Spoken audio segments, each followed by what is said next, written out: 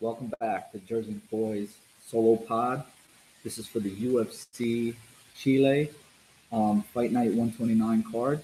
This is only for the Fight Pass Prelims fights. So there's only 3 fights on the Fight Pass Prelims, and I'll break down these 3 fights. Just to recap real quick.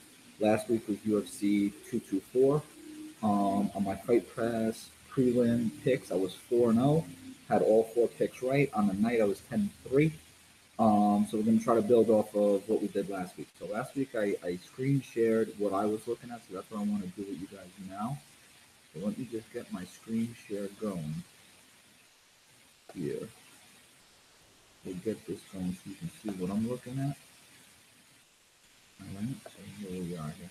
So a couple sites I wanted to bring up to you. First was the best fight picks, best fight odds. We have the odds up here, and the bottom 3 fights are the ones I'm going to be talking about. My picks, just in case you just want to get the picks and go without the breakdown, I'm going with Felipe Silva. I did the tape study, and I kind of like what he's doing. We'll get into why I like him over Claudio in a few minutes. I'm going to go with Henry Briones over Frankie Saenz. I think this is going to be a very close fight. I think once the DraftKings lines come out, I think it's a great play to pick Briones. But I really think that he's looking to get that KO, and I really think that he could get the KO. And don't get me wrong, these first 2 fights I'm not a big fan of.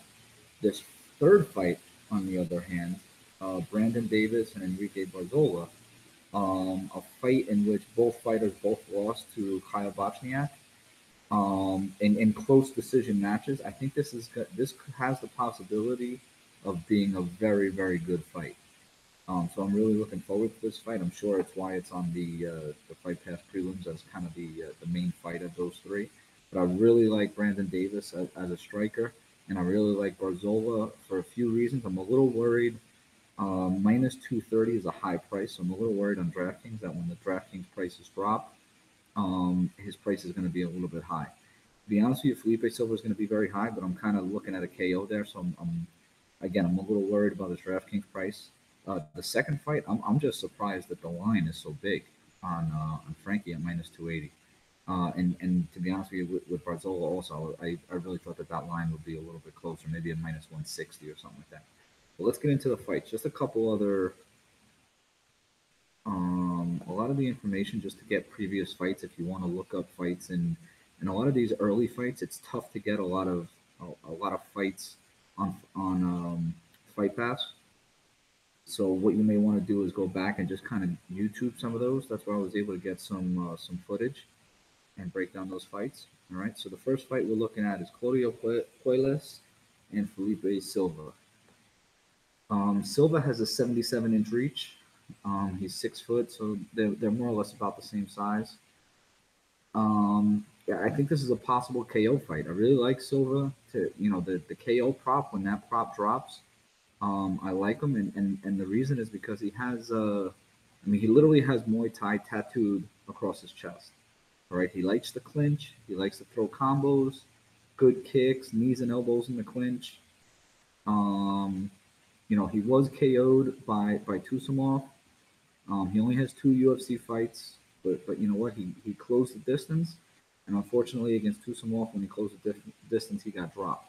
I don't think that Puelles is going to be able to drop him like that, but I think if Silva closes the distance, I think he's gonna cause some problems with all that pressure. And again, Puelles only has 1 UFC fight. He's a southpaw. He's coming off of a long layoff, but again, he got KO'd by Martin Bravo, and he also had an injury. He got I believe it was the second. It was kind of the second of 2 body shots by Bravo that took him down. He's a well-rounded fighter. He's a big kid. He's young. He's very young, and I think he's the kind of kid from some of the footage on Fight Pass for this fight. He's the kind of kid that kind of grew up wanting to fight in the UFC. So, unfortunately, I think he's struggling to put all the different martial arts together. He's a little robotic at times. Again, if you watch any footage on him, I just think he's a little bit too robotic for my liking. But I really like Felipe Silva, and I like him to get him out of there with a KO. All right. Next fight. Again, I just mentioned it a few minutes ago, but I really am surprised at how wide this line is. I really thought that the line would be closer. Start with Frankie. He had a split decision win versus Davashili. I personally thought that he lost that. It would have been 4 straight losses, and I thought that he lost that match. I'm kind of surprised he won. He does have good clinch work, knees, elbows. He was taken down a lot versus Davashili, but again, you know, he's a wrestling guy, and he's going to go after your legs and single legs, double legs. That isn't necessarily what's going to happen in this fight. He's effective from close distance, from outside the pocket. I thought he was telegraphing his punches. Um, you know, there's just really close distance in the clinch. There's no time to counter him. And he was taken down whenever he moves in. I don't think Briones is going to take him down. He did lose his last 3 fights. He acknowledged a tough weight cut on his last fight versus Yaya, and I believe that was a submission. I didn't write that down, but I believe that was a submission. But Briones is a striker, wide combos, left, right, wide combos. He's tough. He worked the body versus De Andrade, and I think he can hurt semis. I really think that he's going to be able to throw. He wants to throw, and I personally think he can get the KO. I'm not calling for a KO, especially these guys are a little bit older, but I definitely think that he's going to be able to strike with him, and I think that the significant strikes at the end of this fight are going to be very close. Actually, let me get down to put that out. But I think the significant strikes are going to be very close at the end of this fight. So I'm picking Briones. Before the line dropped, I really thought that this fight would be closer. I thought that maybe Sainz would be, if I had to guess, maybe a minus 140, minus 150. So when I saw it was minus 245 today, again, I did my tape work last night. I wrote down what I thought it would be. I was a little surprised. So I'm going with Briones for obviously the upset now. I didn't think it was going to be such a big upset, but it's the upset now. So let's get into this third fight. Really, those first 2 fights, I'm not in love with watching them, but I really don't want to miss this fight. All right, Brandon Davis, I really like. He lost his first fight in the UFC to Kyle Bochniak, and then came back. I think it was like a month and a half later, with just I believe it was Steven Peterson, just a crazy back and forth fight where these guys just went after it. I mean, very, very good fight. And Barzola again he's good. He won the Tough Latin America lightweight winner. Very good wrestler from Peru. So again, he's from down there. Brandon Davis is gonna again. This is UFC Chile, so Enrique is definitely down there. Brandon Davis is gonna have to travel a little bit. So let's get back to Barzola. Just break him down a little bit. Leg kicks to the body and low, very good.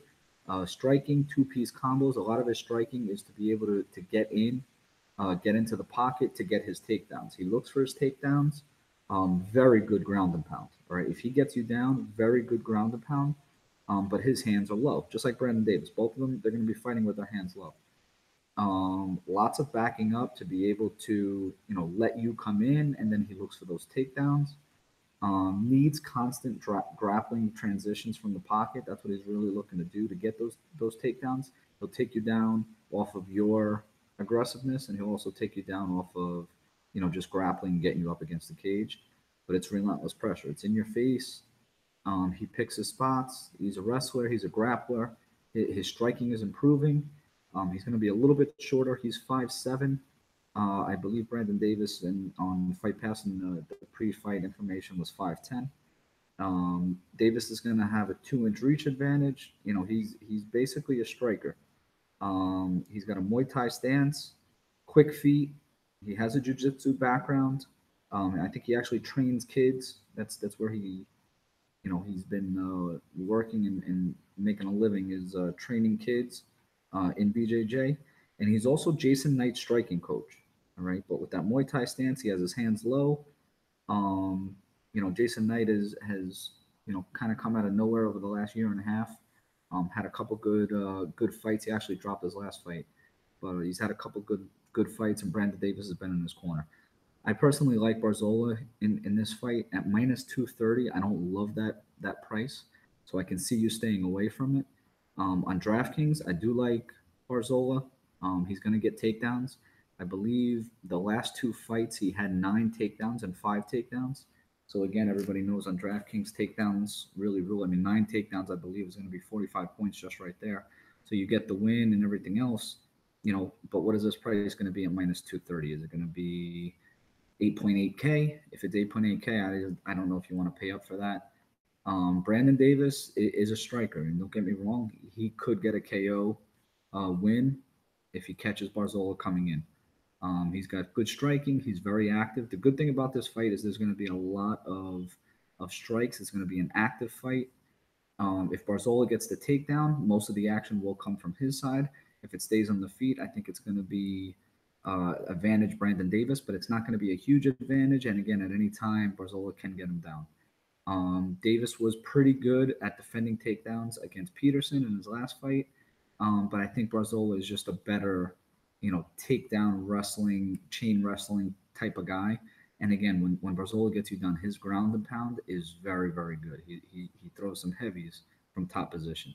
So I'm going to go Barzola here. So my 3 picks for the night are going to be Silva. I'm gonna guess by KO, first or second round. For pick'em sakes, I'm gonna say first round. I'm gonna go Briones, and I kind of think he's gonna be able to get a KO here. All right, as crazy it may sound, and it's gonna be a substantial upset, but I kind of like him to use his striking advantage.